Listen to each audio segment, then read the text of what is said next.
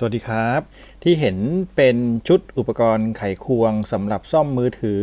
แท็บเล็ตหรือว่าอุปกรณ์ขนาดเล็กเช่นนาฬิกาด้วยนะครับตัวนี้เป็นสินค้าที่ออกมาใหม่แต่ก่อนผมก็ใช้ตัววัย5ตัวนี้นะครับ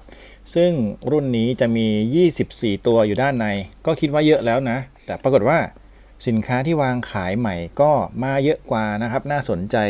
ก็เลยถือโอกาสซื้อมาใช้เพิ่มเติมนะครับไม่แน่ใจว่าจะมากกว่านี้ขนาดไหนนะครับมาดูกัน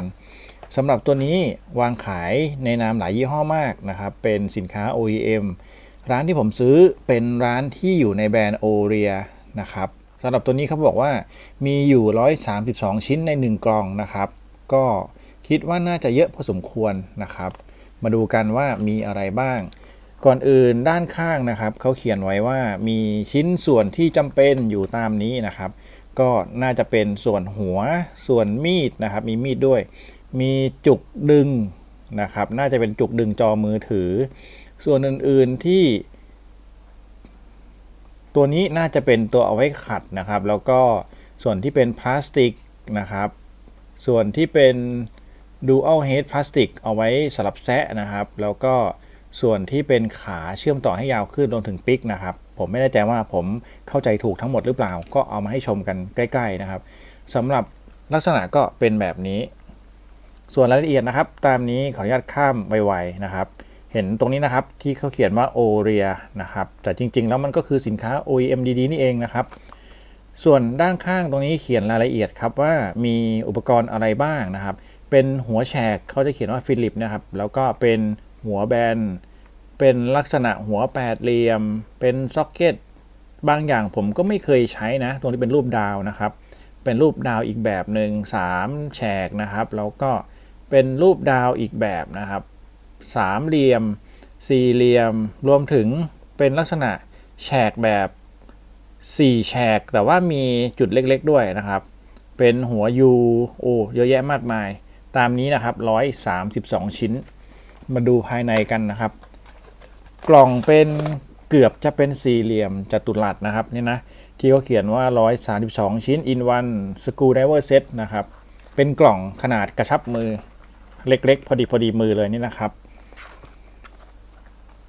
บริเวณ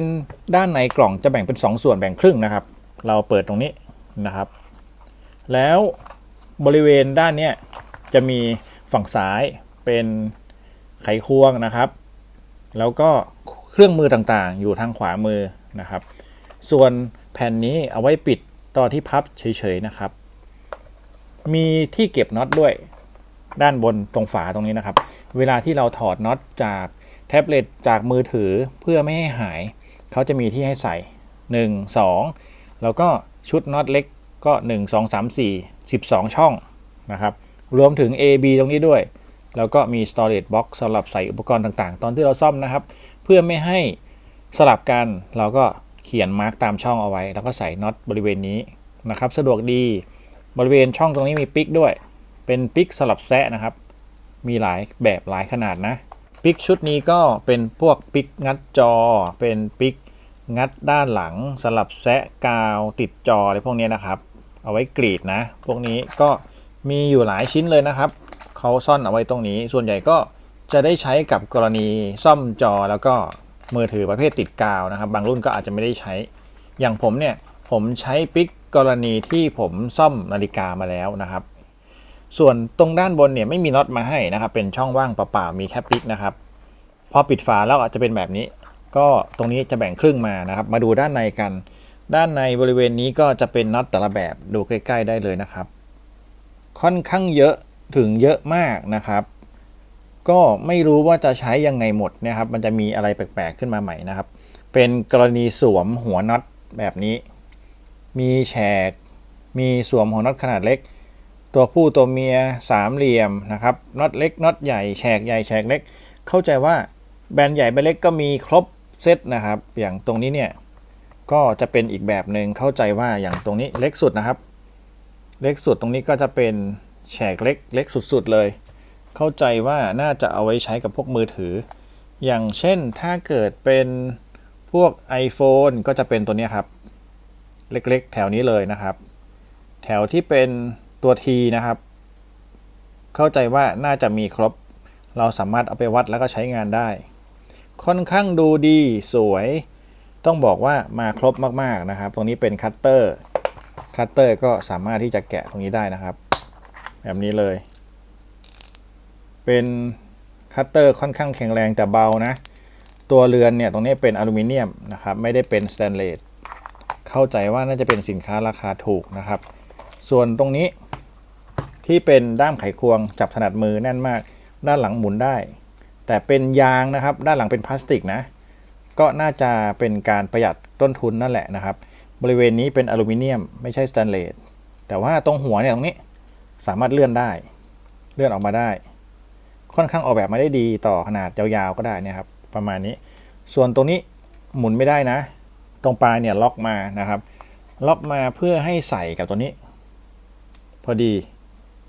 ก็จะหัวใหญ่หน่อยนะครับถ้าจะเข้าซอกเล็กๆเนี่ยผมว่ามันไม่น่าได้ตรงนี้ต้องดูว่าขนาดตรงเนี้ยเพียงพอกับการเข้า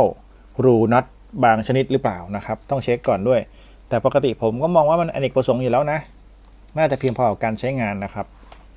มาดูส่วนอื่นต่อไปสำหรับตัวนี้ก็เป็นตัวเอาไว้ต่ออีกทีนึงครับเป็นงอได้นะครับเนี่ยงอได้แล้วก็หมุนได้สำหรับกรณีโค้งก็ใช้ตัวนี้งอดัดได้เพื่อที่จะเข้าโค้งก็ถือว่ามาครบครับเวลาใส่ตัวนี้ครับตัวที่งอนะก็ยัดปลายเข้าไปก่อนแล้วก็กดลงประมาณนี้นะครับถัดมาบริเวณนี้จะเป็นที่คีบปาดคีบมาให้ด้วยแหลมมากมันเหมือนเข็มเลยครับมันจะแหลมไปไหนเนี่ยแหลมเกินไปป่ะแบบเล็กๆแล้วแหลมด้วยยัดลงไปก่อนแบบนี้นะครับแล้วค่อยกดลงนะโอเคถัดมาครับตรงนี้เป็นตัวแซะกาวนะครับตัวนี้แซะกาวเป็นพลาสติกแข็งถือว่าเป็นพลาสติกแต่แข็งมากนะครับถัดมาครับตัวนี้ก็เป็นตัวแซะกาวอีกตัวหนึ่งสั้นกว่าเดิมนะครับสั้นกว่าไหมไม่ได้สั้นกว่าครับเท่ากันเหมือนกันน่าจะให้มา2ตัวนะครับแล้วก็ตัวนี้คืออะไรตัวนี้คือตัวต่อขยายครับน่าจะเป็นตัวบล็อกเอาไว้สวมขยายตัวนี้เป็นน่าจะเอาไว้กระแทกอะไรสักอย่างหนึ่งนะครับฝั่งนี้เป็นหัวแบบเนี้ย6เหลี่ยมนะครับอีกฝั่งหนึ่งเป็นหัวตัวเมียแล้วก็สุดท้ายครับตัวนี้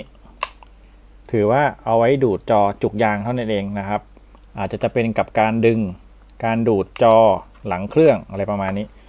เท่าที่ดูก็ถือว่าครบครับเพียงพอกับการใช้งานหรืออาจจะมากเกินไปด้วยซ้ำถ้าเกิดว่าท่านใดที่ต้องการเอามาซ่อมอุปกรณ์ขนาดเล็กอิเล็กทรอนิกส์หรือชิ้นส่วนต่างๆที่มันต้องใช้ขนาดเล็กมากๆพวกแว่นตาพวกนี้ก็เหมาะมากเลยครับตัวนี้คิดว่าน่าจะครบมากกว่าตัวไว5ด้วยนะครับผมเคยใช้ไว5ก็ถือว่าครบแล้วตัวนี้เพียงพอกับการใช้งานแต่พอมาเจอตรงนี้อีกเนี่ยผมไม่แน่ใจว่าอุปกรณ์อิเล็กทรอนิกส์จีนเนี่ยมันจะมีอะไรบ้างก็คิดว่าเขาน่าจะรวบรวมมาให้แล้วก็ใส่ไว้ใน132ชิ้นเรียบร้อยแล้วนะครับท่านใดสนใจก็มีวางขายบนร้านค้าออนไลน์อยู่แล้วนะครับโอเลียเป็นยี่ห้อจีนที่เขามีวางขายสินค้า OEM หลายอย่างผมเคยแนะนำโอเลียที่เป็นนาฬิกาข้างผนังไปแล้วใช้งานได้ดีครับใช้งานทนอยู่ตอนนี้ปกติดีนะครับสำหรับท่านใดที่ต้องการสั่งซื้อไขควงอเนกประสงค์ขนาดเล็กชุดนี้ก็สามารถที่จะกดตามลิงก์ใต้คลิปได้เลยนะครับผมใส่ลิงก์ของร้านค้าโอเลียเอาไว้ให้แล้วนะครับใน Lazada ราคา380 บาทสามารถสั่งซื้อได้เลยนะครับผมเชื่อว่าน่าจะดีกว่าไว5ตรงที่เยอะกว่าแล้วก็อเนกประสงค์มากกว่านะครับหรือท่านใดที่มีคำถามอยากจะให้ทดสอบหรืออยากถามข้อมูลในส่วนไหนก็คอมเมนต์เอาไว้ได้เลยเดี๋ยวจะรีบทดสอบแล้วมาตอบให้ขอบคุณที่รับชมนะครับสวัสดีครับ